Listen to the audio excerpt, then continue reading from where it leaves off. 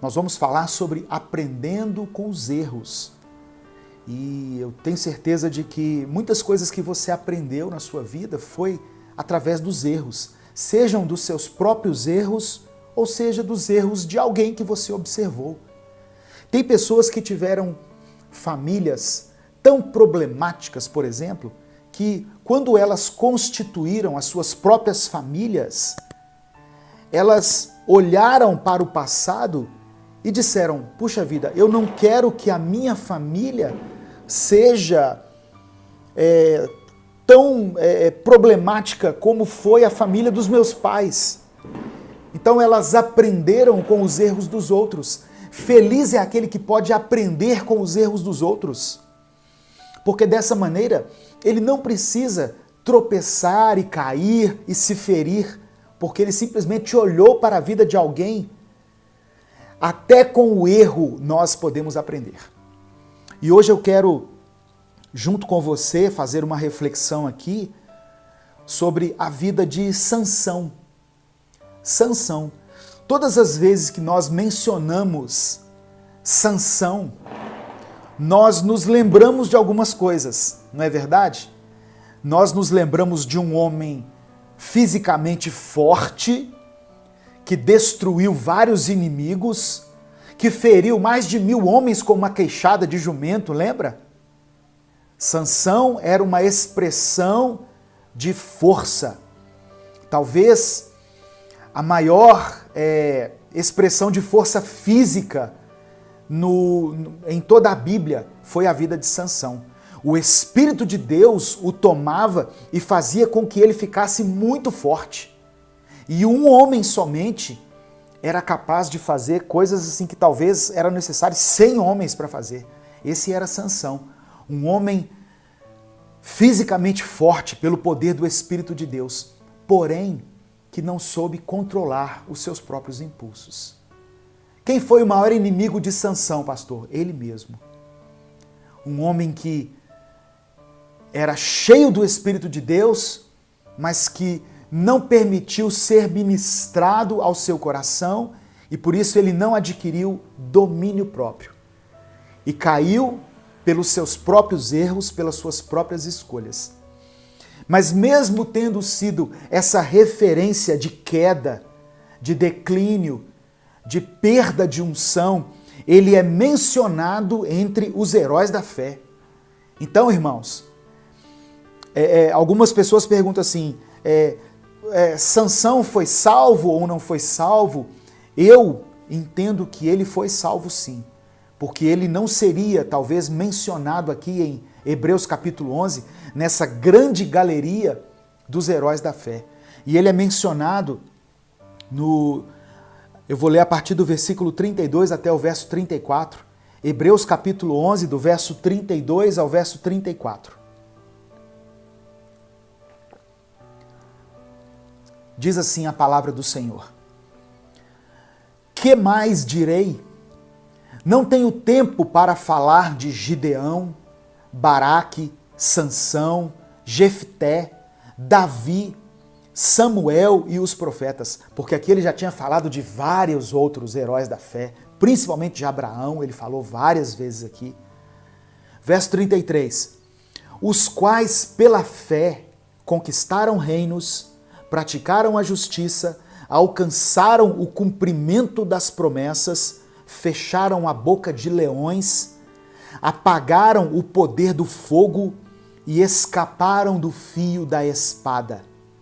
Da fraqueza tiraram força. Aqui pode ser Sansão. Ó. Da fraqueza tiraram força. Tornaram-se poderosos na batalha e puseram em fuga exércitos estrangeiros. Amém?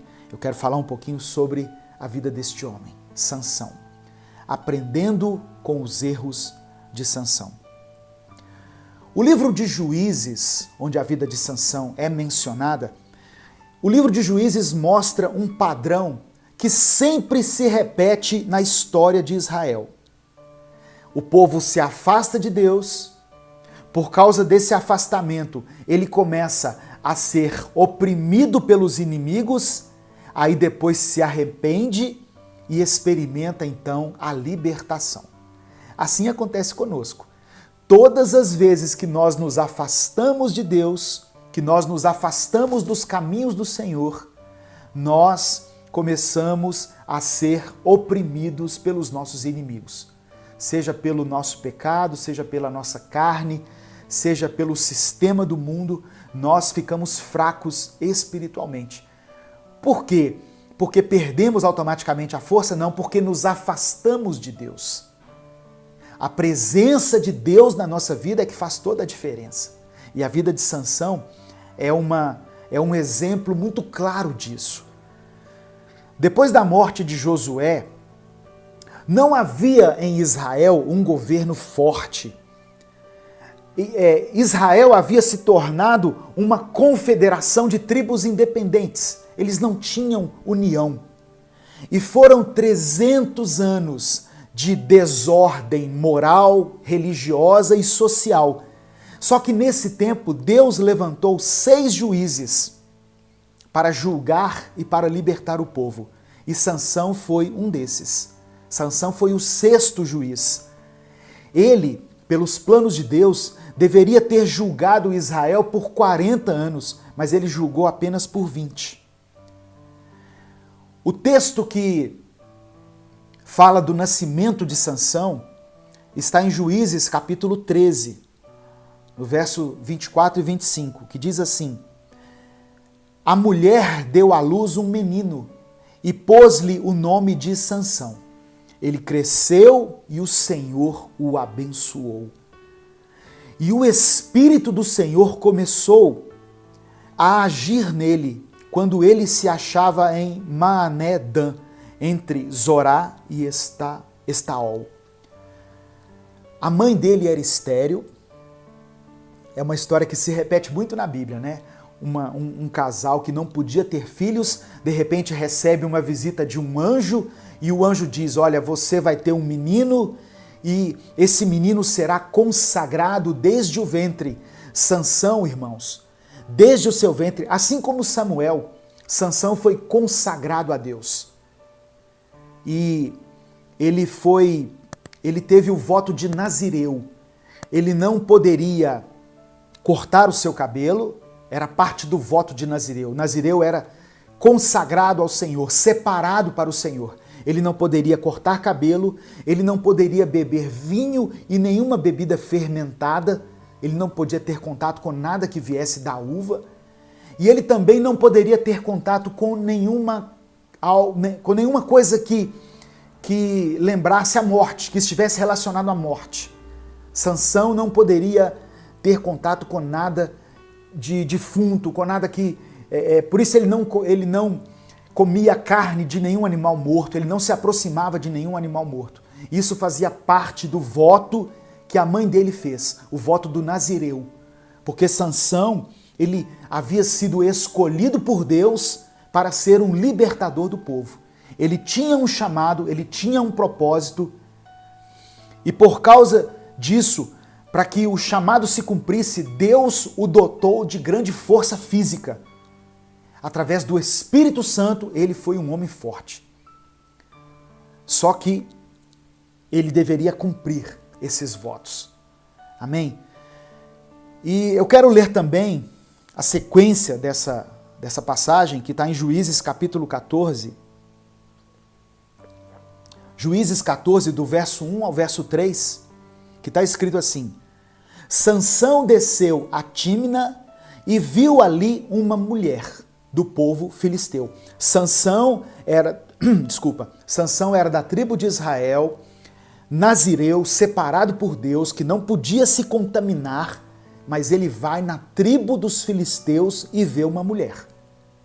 Olha só, nós estamos aqui lendo a palavra de Deus e refletindo na vida desse homem chamado Sansão, para que nós possamos aprender com os erros dele. Porque se nós aprendermos, se nós conseguirmos entender o princípio da queda de Sansão, nós poderemos aplicar isso na nossa vida e evitar algumas coisas.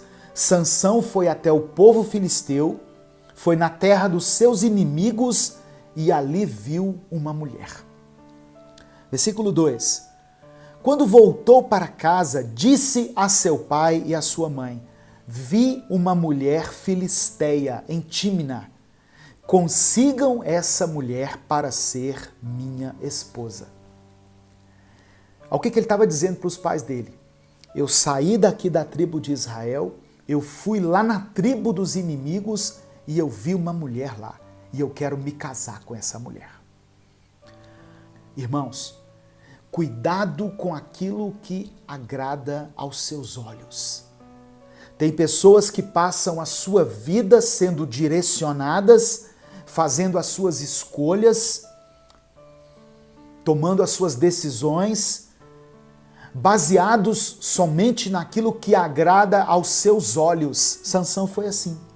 Ele não olhou o caráter daquela mulher, ele não olhou a vida espiritual dela, ele não vislumbrou o perigo que aquela associação com o inimigo poderia provocar na sua vida espiritual. Ele apenas olhou para o seu próprio desejo, para a sua concupiscência, o seu desejo carnal. E ele mirou naquela mulher e disse: ela me agrada os olhos. Aprendendo com os erros de Sansão. Eu aprendo aqui, sabe o quê? Primeiro que Deus não permite que nada aconteça na nossa vida sem antes nos alertar. Sansão havia tomado uma decisão no seu coração, mas Deus usa pessoas que na vida dele eram figura de autoridade, o pai dele, para alertá-lo em relação a isso. O pai dele diz assim, ou melhor, aqui diz que a sua mãe e seu pai disseram para ele: Sansão, tem tanta moça bonita aqui no meio do nosso arraial e você vai se engraçar com uma moça no meio dos filisteus? Deus usa pessoas para alertar você em relação às decisões importantes que você vai tomar na sua vida.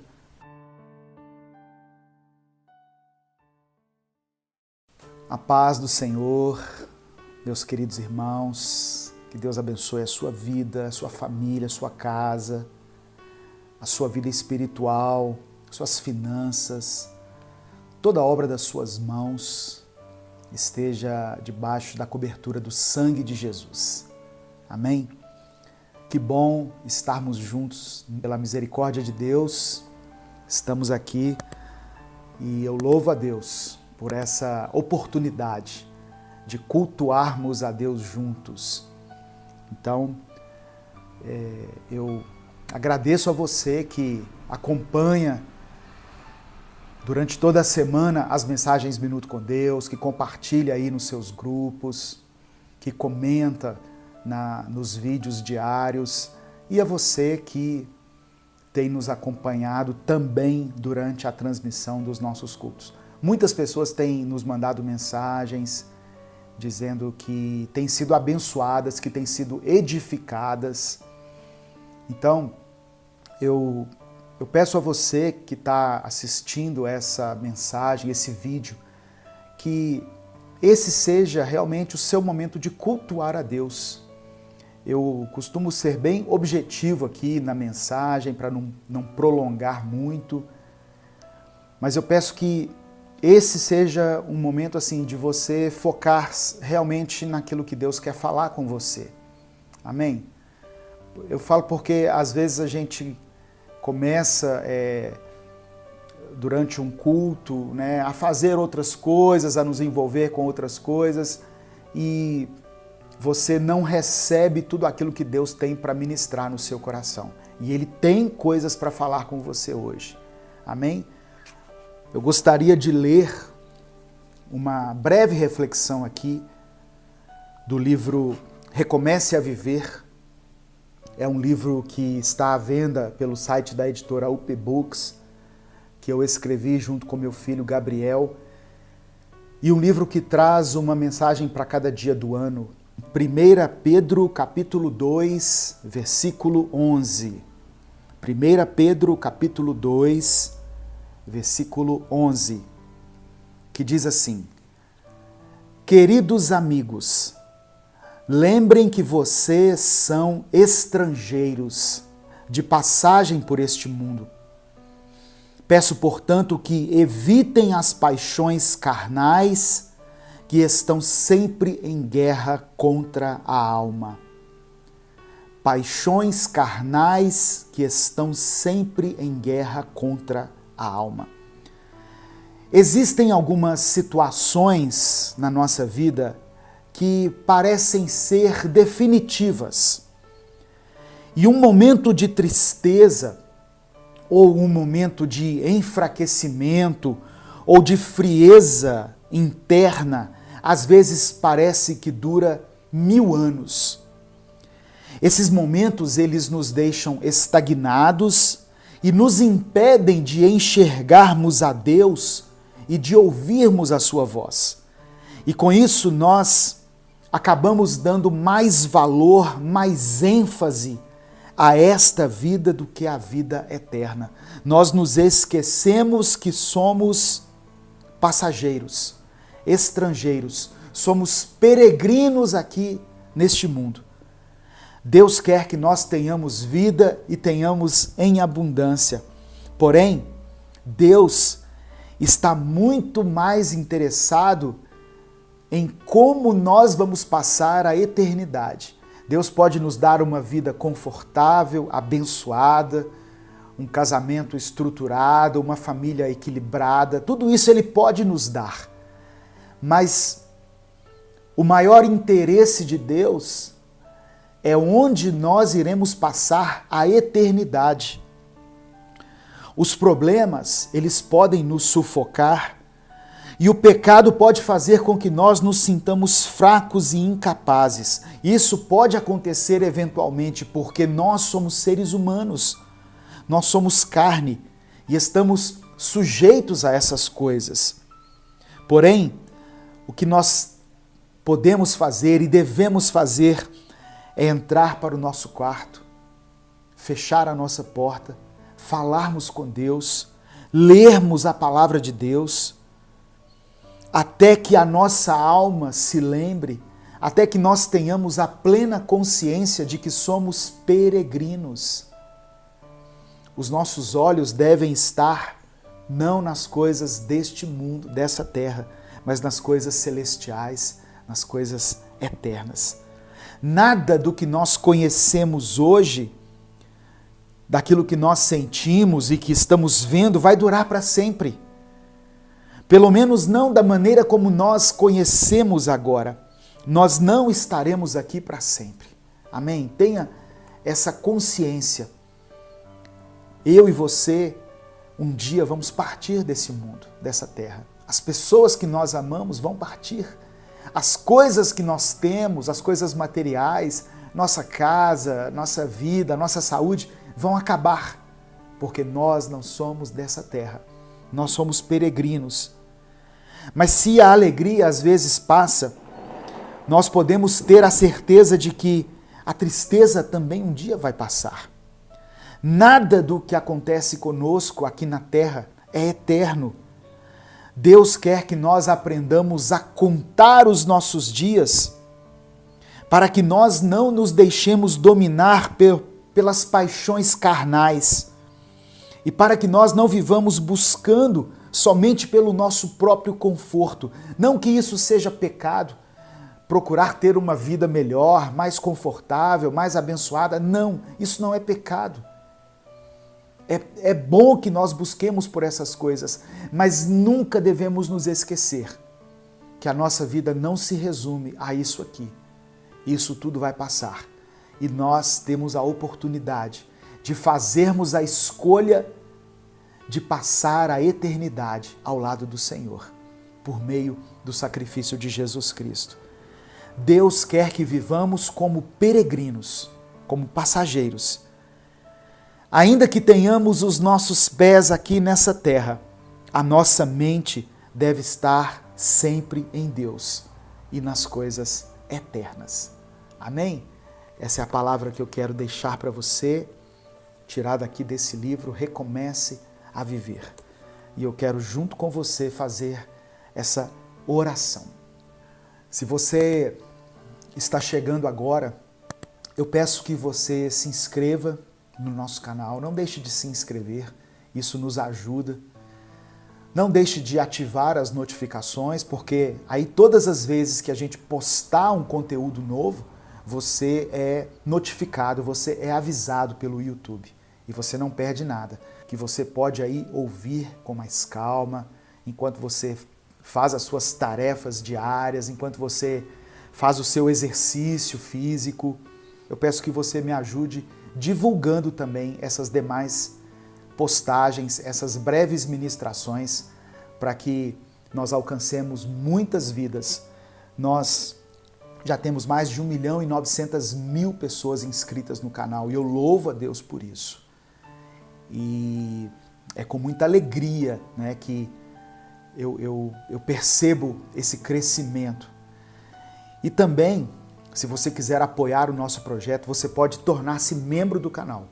Aí você tem acesso a alguns vídeos exclusivos que nós postamos e você estará também ajudando nas nossas despesas aqui a manter esse projeto. Esse é o nosso momento de oferta aqui nesse culto.